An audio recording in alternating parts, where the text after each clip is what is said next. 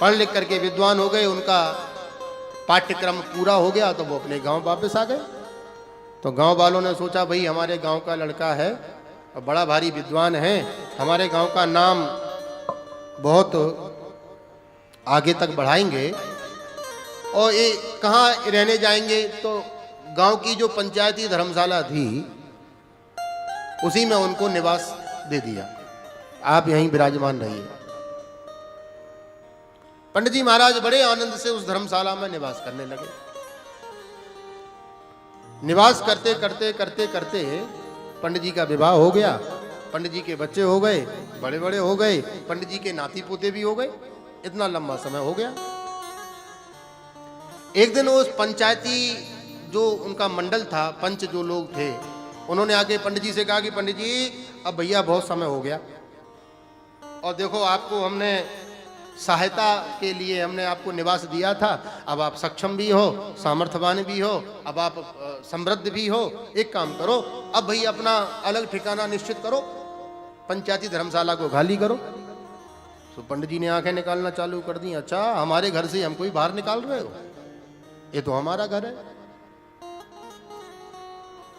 पंचों ने कहा भाई ये अच्छा हमने परोपकार किया, ये तो हवन करते में घी हाथ जल गए बेकार के, हमने तो पंडित जी की सहायता करी थी, पंडित जी कह रहे हैं हमारा ही मकान है, तो सहायता तो गई भाड़ में, तो हमारी तो प्रॉपर्टी और चली गई हाथ से। कभी कभी परोपकार, यदि परोपकार का अर्थ ठीक से समझ में नहीं आए तो महाराज परोपकार भी कष्टदायक बन जाता है। एक गुरुजी ने अपने चेलाओं से कहा कि सुनो भैया परोपकार कर किया करो। तो एक दो चेले थे, तो चेलों ने कहा कि गुरुजी परोपकार का अर्थ क्या होता है? कहा परोपकार का अर्थ होता है कोई वृद्ध हो और वो रास्ता पार नहीं कर पा रहा हो तो उसका हाथ पकड़ के उसको रास्ता पार करा दो, किसी को भोजन करा दो, किसी को कुछ कर दो, ये सब परोपकार की संज्ञाएं हैं। दूसरे दिन चेले अपने गुरुजी के पास आए और गुरुजी से बोले गुरुजी हमने परोपकार किया आज। तो अच्छा क्या परोपकार किया? तो एक चेला बोला गुरुजी हमने एक बूढ़ी मैया को रास्ता पार करा दिया। गुरुजी बोले वाह बहुत बढ़िया काम किया।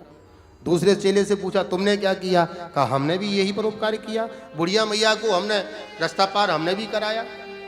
तो गुरुजी ने सोचा कि शायद उनके पास कोई सामान होगा, तो एक ने हाथ पकड़ा एक ने सामान पकड़ा, इस प्रकार का किया होगा। तो गुरुजी ने पूछा कि बताओ कैसे परोपकार किया? तो चेला बोला गुरुजी सच बात तो यह है कि वो बुढ़िया मैया रास्ता पार करना ही नहीं चाहती थी और हमने कहा कि हमें तो परोपकार करना है। तो एक ने हाथ पकड़े एक ने पैर पकड़े, तो हमने उठा करके जबरदस्ती उनको उस तरफ खड़ा कर दिया। गुरुजी ने हाथ जोड़े, वाह भैया। पंचों ने उस ब्राह्मण देवता से कहा कि हमने परोपकार हित, आपके हित के लिए हमने वो धर्मशाला आपको दी थी, अब बहुत समय हो गया खाली करिए। पंडित जी बोले हम तो नहीं करते, ये तो हमारा घर है। मामला कोर्ट में पहुंच गया। मजिस्ट्रेट साहब ने कहा कि पंडित जी आपका निवास है? हाँ महाराज जी हमारा निवास है, पर बरसों से रह रहे हैं, हमारे बेटा बिटिया का जन्म भी इसी में हुआ है। अच्छा पंडित जी बताइए किस सन में आपने इस भवन को बनवाया? अच्छा पंडित जी कितने लोगों ने इस भवन को निर्मित किया? अच्छा पंडित जी उस समय कितना व्यय इसमें हुआ बताइए। अब पंडित जी ने बनवाया हो तो उन्हें पता हो। पंडित जी मौन हो गए।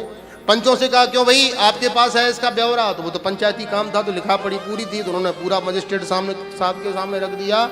सिद्ध हो गया कि पंडित जी जबरदस्ती अतिक्रमण करने के विचार में है। साहब ने ऑर्डर दे दिया कि पंडित जी को यथास्थिति जो कठिन से कठिन दंड हो सकता हो वो इनको दिया जाए और तत्काल भवन को खाली कराया जाए। कहने का अभिप्राय यह है पृथ्वी जल तेज वायु और आकाश ये पंच महाभूतों से निर्मित यह धर्मशाला है, हमको उधारी पर मिली है रहने के लिए, ये हमारी नहीं है।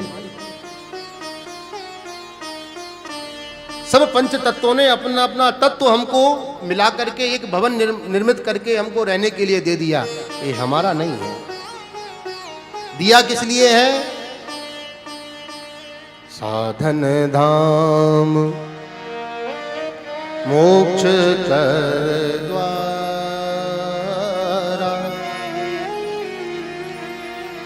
ये जो मानव देह है, जो पंच महाभूतों ने हमको दिया है, उनका देने का अभिप्राय यह था, जिस प्रकार पंचों ने पंडित जी को धर्मशाला इसलिए रहने के लिए दी कि हमारे गांव के ब्राह्मण हैं, यज्ञ करेंगे, सत्कर्म करेंगे, सत्संग करेंगे तो भगवान का नाम होगा, सनातन संस्कृति का प्रचार प्रसार होगा, इसलिए रहने के लिए दिया था। तो पंच महाभूतों ने कृपा करके हमको यह पंच तत्व से निर्मित यह शरीर इसलिए दिया है कि भगवान का भजन करेगा, भगवान की कथा सुनेगा। ये सब तो किया नहीं, हम अतिक्रमण करके हमारा है। और महाराज जी इस चमड़ी को लाल पीला करने के लिए पता नहीं भक्ष अभक्ष सब पदार्थों का खाना पीना प्रारंभ कर दिया।